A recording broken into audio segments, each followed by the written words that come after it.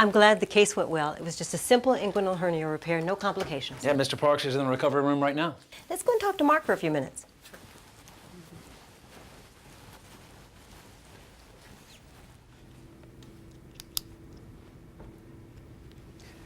Come on in. Thank you for letting me observe in the OR today and for taking time out of your busy day to meet with me. You're welcome. I'm curious to hear what you observed. Well, you may have seen me writing while I was observing an OR. Now, this observation tool is useful to help me keep track of everything that I saw during the case. I have some notes I'd like to discuss with you, but let's start with a general question. How did you think the case went today? I think it went pretty well. I agree. I think we started the case on time according to the OR schedule, and we ended right on time too. I think it went great. Well, I agree that our cases should start and end on time. A well-done checklist really helps our teams do that. So, let's go over my notes. Now, I noticed at the end of the case that you went over each item in the debriefing section of the checklist before you left the OR.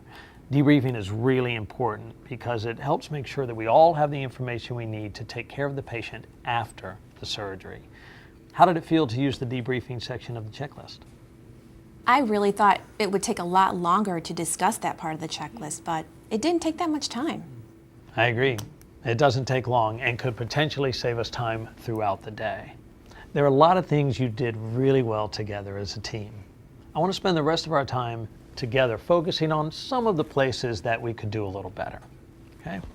Let's start with when you perform the pre-incision briefing section of the checklist. Now, I noticed that not every member actively spoke prior to the incision. It's important that everyone in the room verbally speak before the start of the case. Studies have shown that when every team member speaks up before the beginning of the case, they're more likely to speak up later if a concern comes up. Can you help me understand why some of you were quiet today? You know, until you mentioned it, I hadn't even realized that I didn't say anything. Everything was good to go from my perspective, so I didn't feel it was necessary for me to speak. I really didn't notice it either. I'm sure my team would speak up if they had something to say. Sometimes it's hard for us to speak up in OR.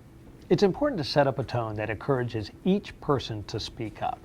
One way to do that is to go around the room and ask each person by name if they're good to go or if they have some concerns. Exercises like this ensures that everyone speaks up. That's an interesting way to make sure everyone's ready and says something. I think it'd be good to do that since we normally skip the introductions because we already know each other.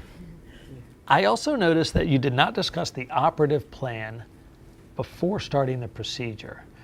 Now, it's important that the surgeon shares what they're about to do so that everyone is on the same page. How did you all feel when the case started without discussing the operative plan? I didn't think it was necessary to say anything. I just assumed that everyone in the room knew what we were going to do because there weren't any changes to what was in the patient's chart.